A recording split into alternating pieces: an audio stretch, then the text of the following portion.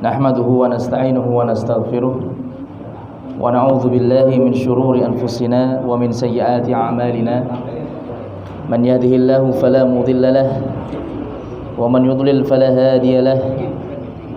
Asyhadu an la ilaha illallah wahdahu la syarika lahu wa asyhadu anna Muhammadan abduhu wa rasuluh.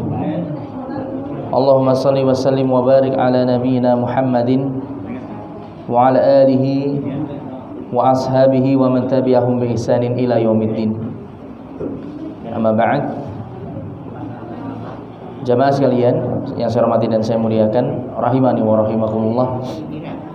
Alhamdulillah pada kesempatan malam hari ini kita kembali bisa berkumpul bermajlis di masjid ini untuk melanjutkan pembahasan kita tentang sirah nabawiyah, kisah perjalanan hidup Nabi kita Muhammad sallallahu alaihi wasallam.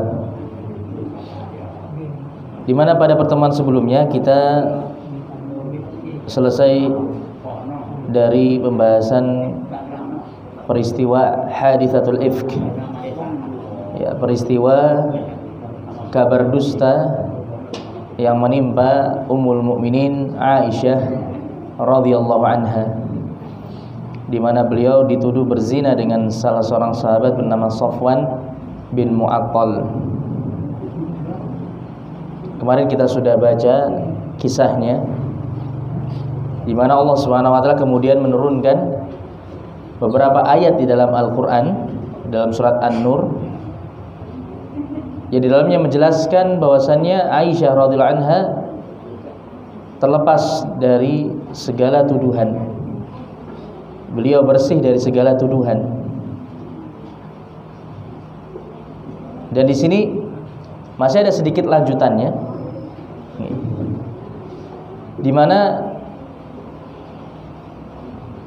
kemarin kita sudah sebutkan di antara orang yang ikut menyebarkan berita dusta ini yaitu seorang sahabat bernama Mistah bin Utsatsah. Nah, Mistah bin Utsatsah ini masih termasuk kerabatnya Abu Bakar As-Siddiq radhiyallahu anhu. Jadi masih kerabatnya Aisyah. Tapi Mistah sampai termakan kabar dusta tersebut hingga dia pun ikut menyebarkannya. Sedangkan Mistah ini dia sudah biasa diberi nafkah oleh Abu Bakar As-Siddiq radhiyallahu anhu, dibantu nafkahnya karena masih kerabatnya Abu Bakar. Jadi Mistah ini salah seorang kerabatnya Abu Bakar. Kalau keponakan atau siapa saya lupa, kalau tidak salah keponakannya Abu Bakar. Ya, Mistah ini biasa dinafkahi oleh Abu Bakar, diberi nafkah tiap bulannya. Ya, intinya diberi nafkah gitu. Lah kemudian ketika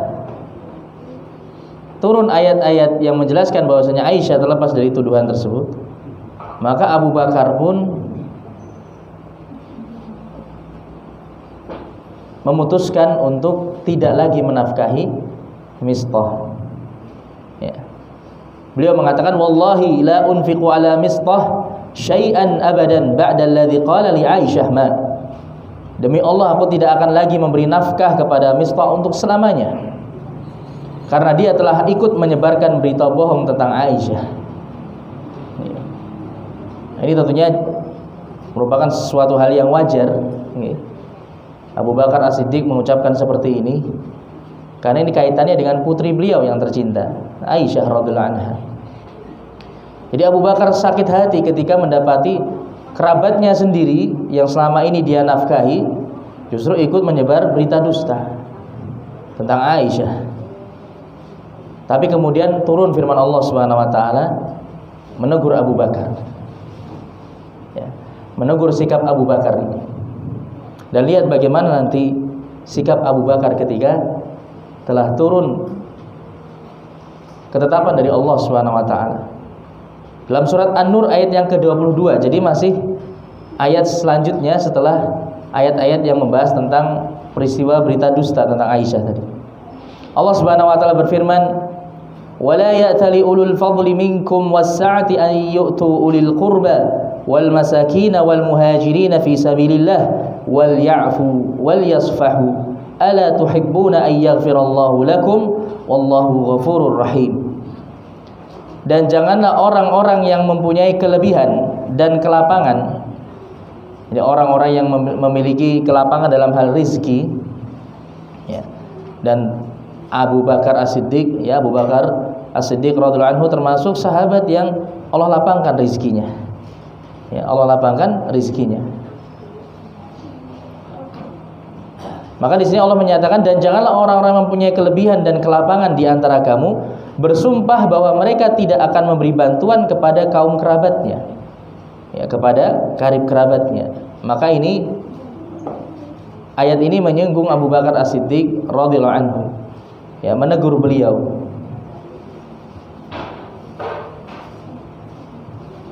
Allah melanjutkan kepada kaum kerabatnya, orang-orang yang miskin dan orang-orang yang berhijrah di jalan Allah.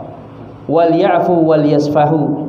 Ya, kemudian Allah memerintahkan maka hendaknya mereka memaafkan dan berlapang dada. Ya. Maka ini perintah dari Allah Subhanahu wa taala, hendaknya Abu Bakar As-Siddiq dia memaafkan dan berlapang dada. Memaafkan apa yang dilakukan oleh kerabatnya, yaitu Mistah tadi. Kemudian Allah lanjutkan, alla tuhibbuna ay yaghfirallahu lakum. Apakah kalian tidak ingin Allah Subhanahu wa taala mengampuni kalian? Ya. Wallahu ghafurur rahim. Dan Allah Maha Pengampun lagi Maha Penyayang. Ya. Maka ketika turun langsung ayat seperti ini yang langsung menegur apa yang dilakukan oleh Abu Bakar As-Siddiq radhiyallahu anhu, maka Abu Bakar pun mengatakan, bala wallahi inni uhibbu an yaghfirallahu li. Tentu demi Allah, sungguh aku ingin Allah Subhanahu wa taala mengampuniku. Ya, ini jawaban dari Abu Bakar. Ya, beliau langsung tunduk kepada apa yang telah ditetapkan oleh Allah Subhanahu wa taala. Allah memerintahkan kepada Abu Bakar, walaupun tidak langsung disebut dalam ayat ini, tapi ayat ini turun kaitannya dengan peristiwa Abu Bakar. Allah Subhanahu wa taala menyampaikan dalam ayat ini, hendaknya orang-orang yang mereka sudah biasa memberi nafkah kepada karib kerabatnya, jangan sampai kemudian dia bersumpah untuk tidak lagi menafkahi mereka hanya karena urusan-urusan pribadi. Maka hendaknya dia memaafkan kesalahan kerabatnya. Bukankah kalian ingin Allah mengampuni kalian? Ya. Maka ini jamaah sekalian rahimani wa rahimakumullah, ini yang menjadi titik yang kita fokuskan, ya, atau titik beratnya dalam ayat ini, ketika Allah Subhanahu wa taala menyampaikan, ala tuhibbuna ay yaghfirallahu lakum. Bukankah kalian ingin Allah Subhanahu wa taala mengampuni dosa-dosa kalian? Ya. Maka mendapatkan ayat yang seperti ini, Abu Bakar pun tentunya beliau tidak akan berpikir panjang untuk bisa menggapai ampunan Allah Subhanahu wa taala. Maka beliau menyisihkan atau beliau mengesampingkan bagaimana perasaan beliau. Ya. Beliau mengesampingkan bagaimana perasaan beliau ketika ada karib kerabatnya sendiri yang menyebar berita buruk, berita dusta terkait dengan putrinya.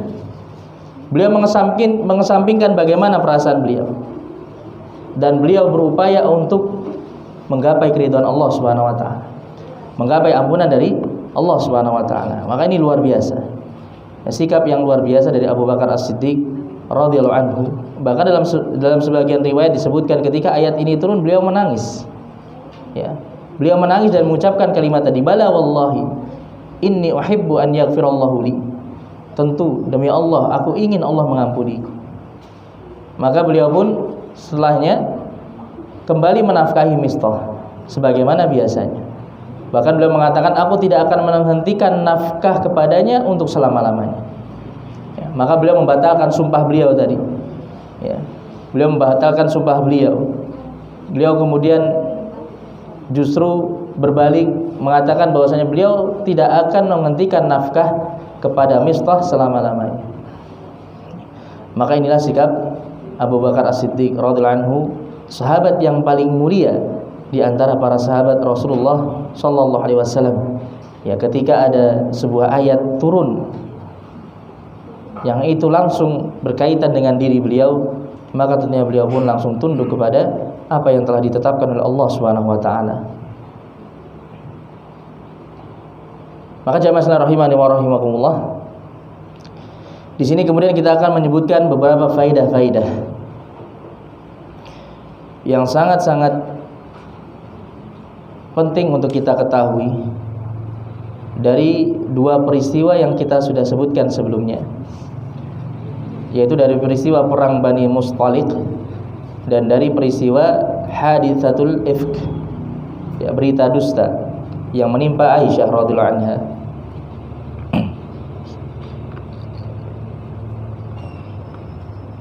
Maka disebutkan di sini beberapa faedah oleh Al-Ustaz Firanda hafizahullah taala. Yang pertama, Rasulullah SAW mengutus Buraidah bin Al-Husayb, ini pada peristiwa perang Bani Mustaliq kemarin ya, kepada Al-Harith bin Abu Dirar untuk memastikan kebenaran berita yang sampai kepadanya. Ya. Jadi ketika Rasulullah SAW mendapatkan berita bahwasannya Bani Al-Mustaliq yang dipimpin oleh Al-Harith bin Dirar hendak melakukan penyerangan atau hendak melakukan pemberontakan kepada kaum muslimin, beliau mengutus terlebih dahulu Buraidah bin Al-Husayb untuk mencari tahu benarkah hal tersebut, ya, untuk cross check benarkah hal tersebut ataukah tidak. Beliau tidak langsung menyerang Bani Al-Mustaliq, ya. Rasulullah SAW tidak langsung memutuskan untuk menyerang Bani Al-Mustaliq, tapi mengirimkan seorang sahabat yang bernama Buraidah, yang kemudian akhirnya Buraidah pun bisa memastikan rencana Al-Harith bin Abu Dirar, yang kemudian akhirnya ditipu, ya. Al-Harith ini ditipu oleh Buraidah, ya, dijebak, kemudian akhirnya bisa disergap oleh pasukan kaum muslimin. Maka ini jamaah sekalian rahimani wa rahimakumullah, ini mengajarkan kepada kita urgensi mengecek suatu berita dan tidak tergesa-gesa dalam menerimanya. Sebagian orang bermudah-mudahan dalam menerima berita dan tergesa-gesa dalam menyikapinya, kemudian terbukti bahwasanya berita tersebut tidaklah benar. Tindakan yang seharusnya dalam menyikapi sebuah berita adalah mengecek kebenarannya dan tidak tergesa-gesa menerimanya hingga tampak jelas hakikat dari berita tersebut. Ini yang harus kita jadikan sebagai prinsip dalam ketika kita mendapatkan suatu berita, ya, apalagi di zaman sekarang ini yang informasi sangat-sangat cepat tersebar, ya. Ketika kita mendapatkan atau mendengar suatu berita, jangan langsung kita benarkan, ya, jangan langsung kita benarkan, apalagi kalau itu kaitannya dengan kehormatan seorang muslim, ya. Jangan sampai kemudian kita ikut menyebarkan berita yang ternyata itu merupakan berita dusta dan sudah terlanjur kita mencoreng kehormatan seorang muslim. Berat ini perkaranya di sisi Allah Subhanahu wa taala. Kemudian yang kedua, bolehnya menyerang suatu kaum yang telah sampai kepada mereka dakwah Islam secara tiba-tiba dan tanpa peringatan, sebagaimana dilakukan oleh Rasulullah SAW ketika menyerang Bani Al-Mustaliq, ya, ketika mereka dalam keadaan belum siap untuk berperang, disergap, ya, diserang tiba-tiba oleh Rasulullah SAW dan kaum muslimin. Dan hal ini diperbolehkan karena telah sampai sebelumnya dakwah kepada mereka, ya, telah ditegakkan hujjah, telah sampai dakwah Islam kepada mereka. Adapun bagi kaum yang mereka belum menerima dakwah Islam, maka tentunya harus didakwahi terlebih dahulu dan tidak boleh langsung diperangi. Kemudian faedah berikutnya, penyerangan yang dilancarkan kepada Bani Al-Mustaliq sejatinya merupakan peringatan kepada setiap kabilah yang berpikir untuk menyerang kaum muslimin setelah perang Uhud. Ya, serangan ini menggambarkan betapa besarnya kekuatan kaum muslimin dalam menjaga diri mereka dan melawan musuh. Juga menggambarkan bahwasanya musibah Uhud sama sekali tidak memberikan pengaruh terhadap kaum muslimin. Ya. Maka ini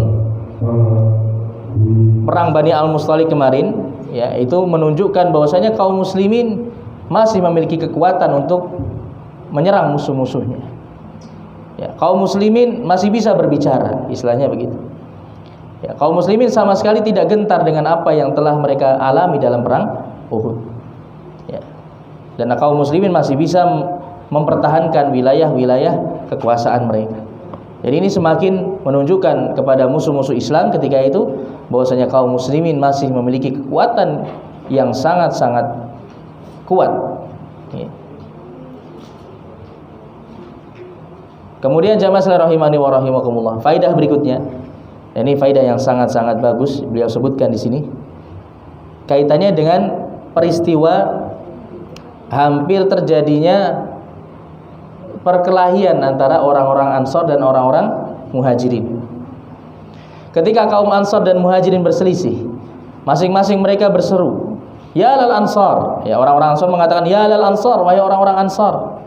Kemudian orang-orang Muhajirin mengatakan lagi, membalas, "Ya lal Muhajirin," wahai orang-orang Muhajirin. Kemudian apa tanggapan Rasulullah kemarin? Apa ucapan beliau? Da'uha fa innaha muntinah. Tinggalkan semua suruhan-suruhan itu. Ya. Karena semua itu merupakan perkara yang busuk, perkara yang menjijikkan. Ya. Maka jamaah sekalian rahimani wa rahimakumullah. Ya. Maka mendengar hal ini tadi Rasulullah SAW langsung menghentikan apa yang terjadi di antara Muhajirin dan Ansar, mencegah permasalahan semakin membesar. Maka ini merupakan pelajaran bagi kita semua. Ya. Beliau sebutkan di sini, demikian juga saat ini ketika kita katakan tinggalkan seruan kepada kelompok, kepada suku tertentu, kelompok tertentu, suku tertentu, golongan-golongan tertentu, mengajak kepada hizbiyah, ya, mengajak kepada golongan-golongan tertentu, ya, kelompok-kelompok tertentu, ormas-ormas tertentu. Hal ini dikarenakan semua itu adalah seruan jahiliyah. Ya. Sungguh Allah Subhanahu Wa Taala telah menjadikan kaum mukminin bersaudara dan menjadikan mereka satu kesatuan. Maka seruan yang layak hanyalah wahai kaum muslimin. Itu seharusnya yang diucapkan. Ya. Bukan yang lainnya. Maka perhatikan terkait dengan hal ini, ya, ketika orang-orang Muhajirin dan orang-orang Ansar, mereka memanggil kawan-kawan mereka, orang-orang Muhajirin mengatakan ya lal Muhajirin, wahai orang-orang Muhajirin. Orang-orang Ansar kemudian mengatakan ya lal Ansar, wahai orang-orang Ansar. Ya, padahal dua gelar ini merupakan gelar yang telah disebutkan dalam Al-Qur'an. Ya. Gelar yang telah disebutkan di dalam Al-Qur'an. Muhajirin dan Ansar ini dua gelar yang telah disebutkan di dalam ayat Al-Qur'an. Akan tetapi Rasulullah SAW beliau melarang panggilan-panggilan semisal ini. Maka di sini disebutkan gelar Al-Muhajirin dan juga gelar Al-Ansar adalah gelar yang diakui oleh syariat. Bahkan telah disebutkan oleh Allah Subhanahu wa taala dalam Al-Qur'an dalam banyak ayat. Akan tetapi ketika gelar tersebut disebutkan dengan tujuan untuk saling bertikai, maka gelar-gelar tersebut dinamakan oleh Nabi SAW dengan seruan jahiliyah yang berbau busuk. Ya, padahal disebutkan dalam Al-Qur'an. Ya, dua gelar ini disebutkan dalam Al-Qur'an. Akan tetapi Rasulullah SAW tetap melarangnya. Maka lantas bagaimana lagi dengan nama-nama kelompok, ya, partai, yayasan atau organisasi yang tidak disebutkan sama sekali dalam nas-nas syariat, lalu digunakan untuk saling menjatuhkan dan mencerai-beraikan kaum muslimin. Ya, maka hendaknya setiap kita menyadari bahwa yayasan, organisasi dan perkumpulan serta paguyuban Islami apapun itu hanyalah sarana untuk bisa menjalankan ajaran-ajaran Islam, bukan sebagai tujuan yang dibangun di atasnya cinta atau benci. Maka seakan-akan masing-masing berkata, siapa yang ikut kelompokku maka ia temanku, meski ia keliru. Sebaliknya, siapa yang tidak ikut kelompokku maka ia adalah musuhku, meski ia berpegang teguh dengan ajaran Islam. Ya. Maka ini faedah yang perlu kita perhatikan. Ya. Maka tidak ada panggilan-panggilan, tidak ada ajakan-ajakan dalam agama Islam kecuali mengajak kepada Islam itu sendiri, mengajak berpegang teguh dengan Al-Quran dan Sunnah Rasulullah Sallallahu Alaihi Wasallam, bukan kepada yang lain.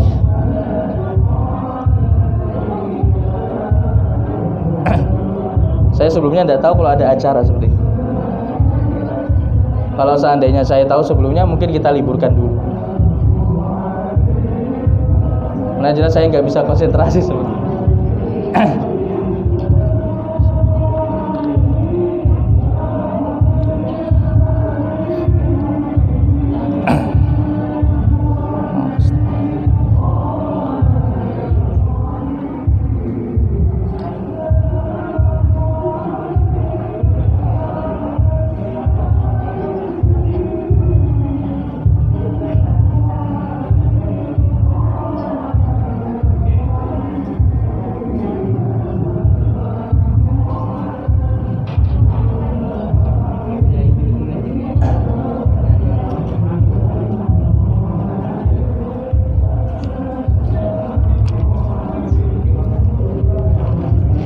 Saya nggak tahu sebelumnya, buatan netas kalau saya.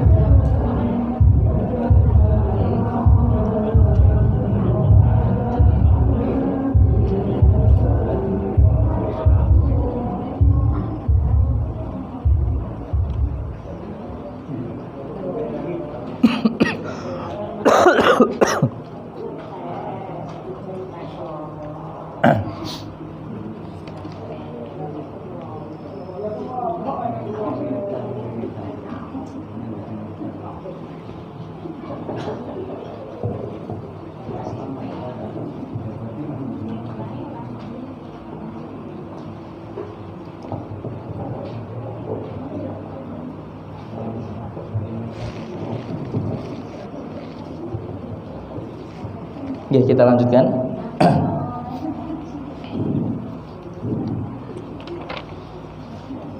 Kemudian faedah berikutnya,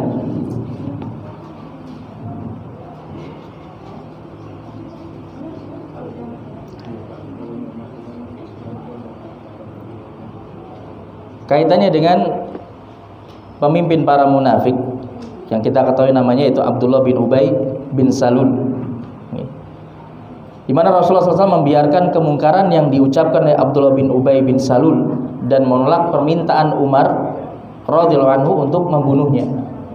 Ya. Padahal sudah jelas-jelas Abdullah bin Ubay ini yang menjadi biang keroknya. Dia yang awalnya menyebarkan berita dusta terkait dengan Aisyah radhiyallahu anha. Ya. Tapi ketika itu Rasulullah SAW ketika ditawari oleh Umar untuk menghabisinya, tapi Rasulullah SAW menolak permintaan dari Umar tadi. Ya, ini adalah pelajaran berharga terkait dengan fikih menghilangkan kemungkaran. Yakni bahwa tidak boleh kita menghilangkan kemungkaran dengan kemungkaran yang semisalnya atau malah yang lebih besar darinya. Ya. Maka ini jamaah sekalian rahimani wa rahimakumullah. Ya, ini yang perlu kita perhatikan terkait dengan mengingkari kemungkaran. Ingkarul mungkar itu ada batasannya dalam syariat. Itu ada batasannya dalam syariat. Dan sebagaimana kita ketahui hadisnya, man ra'a minkum munkaran falyughayyirhu bi yadihi, fa illam yastati fa bi lisanihi, fa illam yastati fa bi qalbihi, wa dzalika adzaful iman.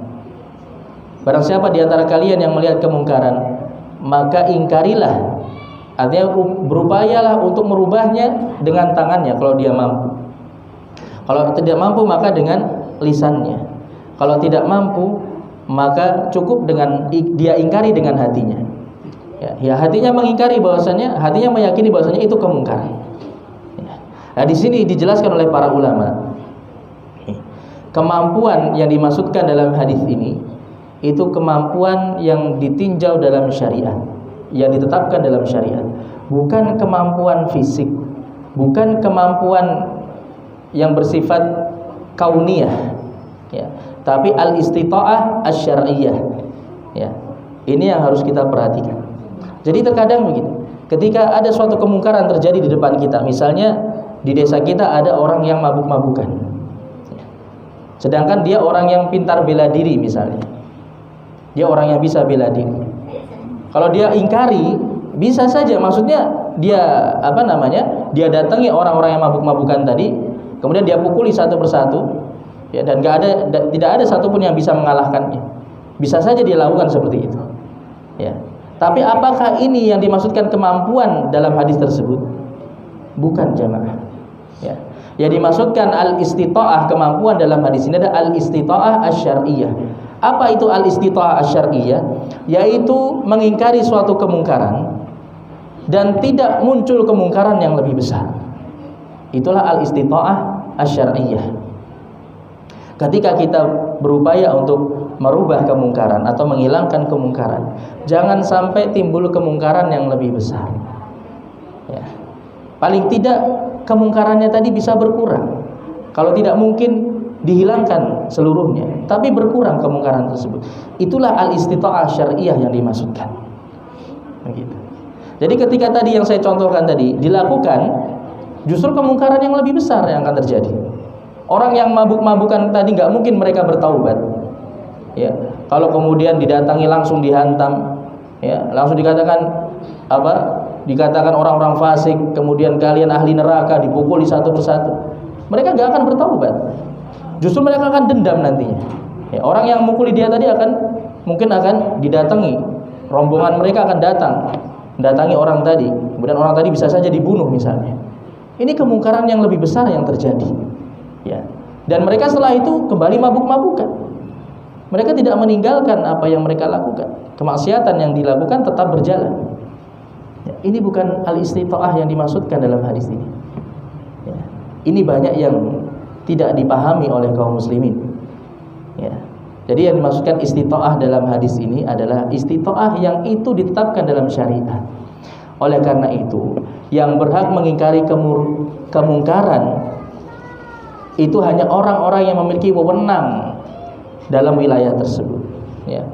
Kemungkaran yang terjadi di dalam wilayah wewenangnya, maka dialah yang berhak untuk mengingkarinya.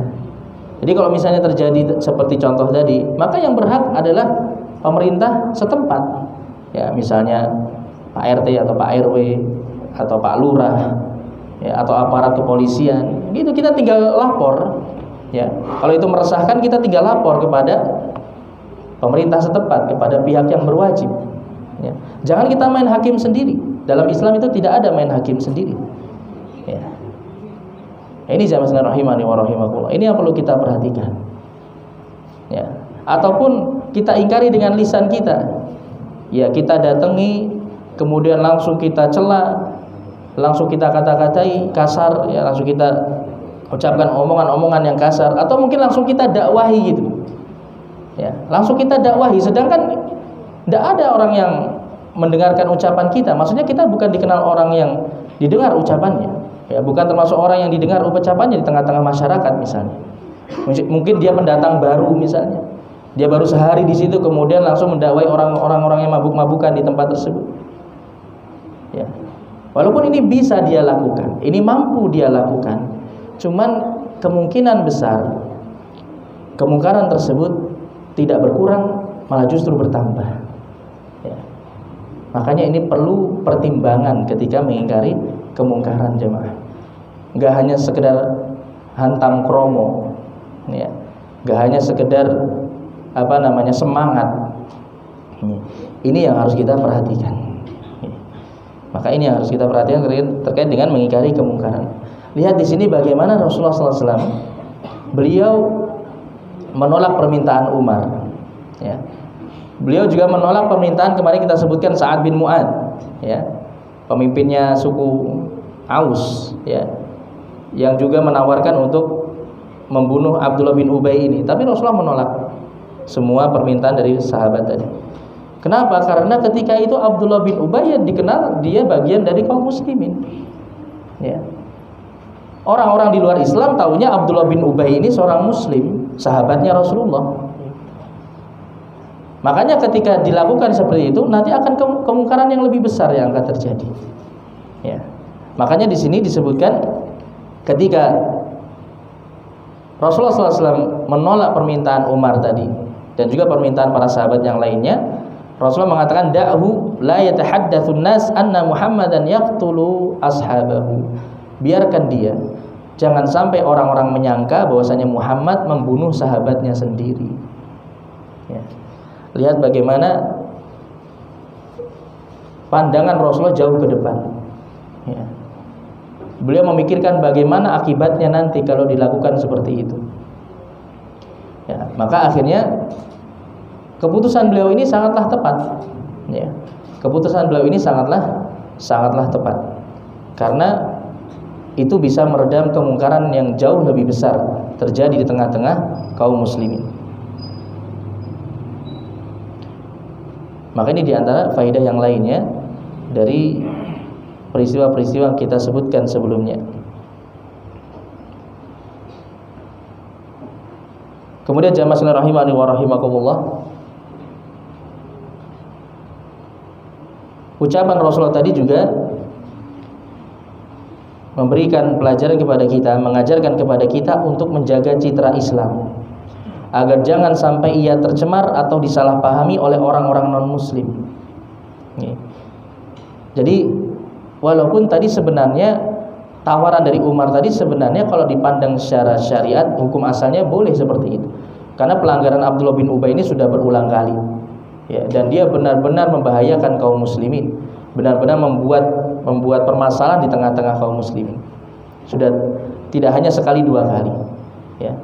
Tapi ketika sikap atau apa yang akan dilakukan oleh beberapa sahabat tadi untuk membunuh Abdullah bin Ubay tadi, itu bisa mencoreng citra kaum muslimin di hadapan musuh-musuhnya. Maka itu yang dicegah oleh Rasulullah SAW. Ya, itu yang dicegah oleh Rasulullah SAW. Karena orang-orang di luar kita, mereka nggak tahu. Taunya, oh itu kok mereka membunuh sahabatnya sendiri, kok membunuh temannya sendiri, ya, kok membunuh sekutunya sendiri. Ya, itu mereka tahunya seperti itu. Ya, mereka tidak tahu bagaimana permasalahan yang terjadi di tengah-tengah kaum muslim. Ya, maka ini pentingnya kita untuk menjaga citra Islam. Jangan sampai kita berdakwah tapi justru mencoreng nama Islam itu sendiri. Makanya kita perlu hikmah dalam berdakwah. Ya, kita perlu berhati-hati dalam berdakwah. Jangan serampangan dalam berdakwah. Ya, karena bisa jadi manusia itu menolak dakwah kita bukan karena kebenaran yang kita sampaikan, tapi karena cara kita yang salah. Ya, cara kita yang salah. Tapi kalau kemudian kalau kita sudah berupaya untuk berhikmah dalam berdakwah, ya, kita sudah berupaya untuk menjaga batasan-batasan dalam syariat, kita sudah berupaya untuk menyampaikan Islam dengan cara yang baik, manusia belum menerima kita, ya sudah. Ya, kewajiban kita hanya menyampaikan, mengajak. Ya, adapun taufik di sisi Allah Subhanahu wa taala. Maka ini yang ditekankan di sini, bagaimana kita harus menjaga citra Islam dan dakwah Islam. Ya. Maka jangan sampai sikap kita justru mencoreng dakwah Islam.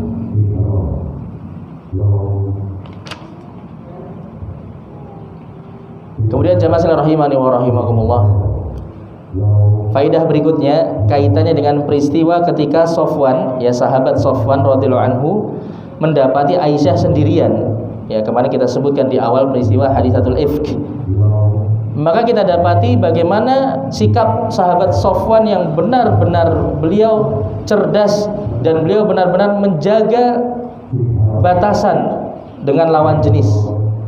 Ya, beliau ketika melihat Aisyah sendirian, tertidur sendirian, Sofwan hanya mengucapkan istirja, innalillahi wa inna ilaihi raji'un. Musibah ini, kok bisa istri Rasulullah kok sendirian di sini? Ya, pasti ada masalah ini. Makanya beliau mengucapkan istirja ketika itu. Dan setelah itu beliau hanya mengatakan zaujatu Rasulillah, ini istrinya Rasulullah. Setelah itu beliau diam, enggak ngomong lagi, tidak mengucapkan satu patah kata pun kepada Aisyah. Beliau hanya menawarkan untanya untuk dinaiki Aisyah, kemudian beliau menuntun untanya dari depan. Ya sudah, setelah itu kemudian sampai tiba di Madinah. Ya. Maka ini merupakan bukti kecerdasan Sofwan dan adabnya yang luar biasa. Ya. Maka inilah keadaan para sahabat dahulu seperti ini, jamaah sekalian rahimani wa rahimakumullah. Ya, bagaimana mereka benar-benar menjaga batasan dengan lawan jenis. Ya. Bagaimana menjaga batasan dengan lawan jenis, dan bagaimana kemarin juga kita sebutkan bagaimana Aisyah ketika mendapati ternyata dia berhadapan dengan seorang laki-laki yang bukan mahramnya, Aisyah langsung menutup wajahnya. Dan Aisyah pun juga tidak mengucapkan satu patah kata pun. Beliau diam, tidak mengajak bicara Safwan. Ya. Maka ini Masya Allah ya. Ini tentunya contoh yang sangat-sangat luar biasa dari seorang sahabat dan seorang sahabiah, apalagi seorang sahabiah ini merupakan ummul mukminin radhiyallahu anhuma. Kemudian jamaah sekalian rahimani wa rahimakumullah,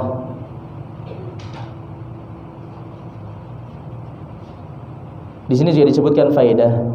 Dalam kisah ini terbukti bahwasanya Rasulullah sallallahu alaihi wasallam adalah manusia biasa seperti yang lainnya. Beliau sallallahu alaihi wasallam terpengaruh dengan kencangnya skandal yang dilancarkan oleh orang-orang munafik terhadap istrinya. Padahal beliau sangat mencintai istrinya dan juga ayahnya, yaitu Abu Bakar. Maksudnya ayah dari Aisyah. Beliau tidak mampu menyingkap perkara gaib atau memaksa meminta didatangkan wahyu. Beliau tetap menunggu kejelasan perkaranya. Bahkan kemarin kita disebutkan hingga 1 bulan lamanya ayat wahyu tidak kunjung turun dari Allah Subhanahu wa taala. Maka hal ini merupakan bentuk ujian dari Allah untuk menunjukkan bahwasanya Rasulullah adalah manusia dan wahyu hanya datang dari Allah. Allah Subhanahu wa taala yang mengetahui hal gaib. Adapun Rasulullah sallallahu alaihi wasallam hanya manusia yang tidak mengetahui perkara gaib kecuali apa yang telah Allah beritahukan kepada beliau. Ya. Maka ini jamaah sekalian rahimani wa rahimakumullah, beliau hanya manusia biasa. Dan ini memang bentuk ujian bagi rumah tangga beliau. Dan tentunya bisa diambil pelajaran bagi kita semua kaum muslimin. Ya, bagaimana Rasulullah saja pernah diterpa ujian seberat ini rumah tangganya. Ya. Istri beliau sendiri dituduh berzina. Bayangkan jemaah. Ya. Bagaimana kalau kita? Apakah kita sesabar beliau menunggu sebulan lamanya, menunggu kejelasan perkaranya? Mungkin kalau kita, ya semoga Allah menjauhkan kita dari semua ini tentunya. Mungkin kalau orang-orang di zaman sekarang ini mendapati berita seperti istrimu berzina, istrimu selingkuh, langsung esok harinya langsung dia cerai. Ya, subhanallah. Lihat bagaimana Rasulullah sallallahu alaihi wasallam. Beliau bersabar. Beliau mendatangi Aisyah mengatakan bahwasanya Rasulullah telah mendengar kabar yang beredar. Kemudian Rasulullah mengatakan kalau seandainya memang engkau melakukannya wahai Aisyah, bertaubatlah kepada Allah. Tapi kalau seandainya engkau tidak melakukannya, ya pasti akan datang kejelasan perkaranya. Ya. Rasulullah hanya menyampaikan seperti itu. Hingga kemudian ayat turun, wahyu turun menjelaskan bahwasanya Aisyah terlepas dari semua tuduhan. Hingga kemudian Rasulullah pun langsung menjadi orang yang paling berbahagia ketika wahyu tersebut turun. Ya. Tapi bagaimana tanggapan Aisyah kemarin? Beliau ngambek, ya, karena beliau seorang wanita. Ya, beliau ngambek kan kemarin ketika ibunya mengatakan datangilah suamimu, ya, datanglah kepada suami, berdirilah dan datangilah suamimu. Aisyah ngambek kan? Aisyah mengatakan, la wallahi la, demi Allah enggak. Aku hanya akan memuji Allah Subhanahu wa taala. Ya, istilahnya ngambek Aisyah ketika itu. Tapi Rasulullah beliau diamkan, ya, beliau tidak mencela sikap dari istrinya tadi. Ya. Karena selama sebulan penuh Rasulullah mendiamkan Aisyah, artinya hanya mendatangi Aisyah, tanya kabarnya sudah. Ya. Maka Aisyah pun anak wanita biasa, artinya beliau seorang wanita juga yang biasanya hanya mengedepankan perasaan, makanya beliau pun juga bisa ngambek istilahnya. Taib. Kemudian jamaah sekalian rahimani wa rahimakumullah, faedah berikutnya, peristiwa hadisatul ifk ini juga menunjukkan betapa mulianya Ummul Mukminin Aisyah radhiyallahu anha. Kenapa bisa seperti itu? Karena kita tahu bahwasanya beberapa ayat di dalam Al-Qur'an itu turun langsung berkaitan dengan beliau. Dan langsung itu merupakan pembelaan dari Allah Subhanahu wa taala. Allah menyampaikan secara langsung bahwasanya Aisyah terlepas dari semua tuduhan. Padahal sebelumnya kita tahu Aisyah merasa tidak pantas kalau seandainya ada ayat-ayat Al-Qur'an turun untuk membela beliau. Beliau kan hanya berharap Rasulullah melihat dalam mimpinya. Itu hanya harapan beliau seperti itu. Rasulullah melihat dalam mimpinya, diperlihatkan dalam mimpi bahwasanya Aisyah tidak bersalah. Aisyah hanya berharap seperti itu. Tidak berharap ayat-ayat Al-Qur'an akan turun langsung berkaitan dengan beliau. Tapi ternyata Allah Subhanahu wa taala ingin menjelaskan kepada kaum muslimin bahwasanya Aisyah ini adalah seorang wanita yang mulia di sisi Allah. Makanya Allah langsung turunkan beberapa ayat dalam Al-Qur'an yang hingga saat ini bisa kita baca di dalam Al-Qur'an, yaitu langsung terkait dengan beliau. Dan ini juga menunjukkan kepada kita semua jamaah sekalian rahimani wa rahimakumullah bahwasanya kehormatan seorang wanita itu perkara yang sangat dijaga dalam Islam. Ya, kehormatan dan kesucian seorang wanita itu sangat-sangat dijaga dalam Islam. Makanya Allah sampai menurunkan beberapa ayat khusus kaitannya dengan kehormatan Aisyah radhiyallahu anha. Ya, makanya ini Islam itu benar-benar mengangkat derajat wanita. Setelah sebelumnya di zaman jahiliyah wanita itu bagaikan sesuatu yang hina. Ya. Tidak berharga sedikit pun. Bahkan orang-orang Arab, kita tahu orang-orang Arab jahiliyah ketika mendapatkan anak perempuan dikubur hidup-hidup. Mereka malu. Sampai seperti itu. Mereka malu ketika mendapatkan anak perempuan. Padahal mereka lahir dari mana? Ya. Mereka lahir dari mana kalau bukan dari rahim seorang wanita? Subhanallah. Sampai pemikiran mereka seperti itu buruknya. Ya. Itu keadaan wanita ketika di zaman jahiliyah seperti itu. Maka kemudian dengan datangnya Islam, Islam pun mengangkat derajat wanita, tapi sesuai dengan fitrahnya, tidak berlebihan. Tidak sebagaimana yang didengung-dengungkan kaum feminis di zaman sekarang ini, yang mereka hendak menyamakan wanita dan pria dan wanita. Tidak bisa disamakan. Kaitannya dengan kewajiban dan hak masing-masing itu sudah ada takarannya dalam Islam. Sudah ada porsinya masing-masing, sudah ada peranannya masing-masing. Itu yang perlu kita perhatikan jamaah sekalian rahimani wa rahimakumullah. Jadi kalau kita mau mencari petunjuk bagaimana hukum-hukum yang berlaku yang itu benar-benar memuliakan wanita, yang benar-benar adil bagi wanita, ya kita pelajari Islam. Itulah ketetapan yang benar-benar memuliakan wanita. Jangan kita termakan ucapan orang-orang barat, orang-orang kafir. Taib. Maka mungkin ini jamaah sekalian rahimani wa rahimakumullah beberapa faidah yang bisa kita ambil dari beberapa peristiwa yang kita sebutkan sebelumnya. Nanti insyaallah pada pertemuan selanjutnya kita akan lanjutkan pernikahan Rasulullah dengan sahabiah Juwairah binti Al-Harith, dan setelah itu kita akan masuk pada peristiwa perang Ahzab atau perang Khandaq insyaallah taala. Ya, mungkin kita cukupkan dulu sampai di sini. Apabila ada kesalahan Quran saya mohon maaf. Alhamdulillahirabbil alamin wa sallallahu wasallam ala nabiyyina Muhammadin wa ala alihi wa ashabihi ajmain. Subhanakallahumma bihamdika asyhadu an la ilaha illa anta astaghfiruka wa atubu ilaik. Wassalamualaikum warahmatullahi wabarakatuh.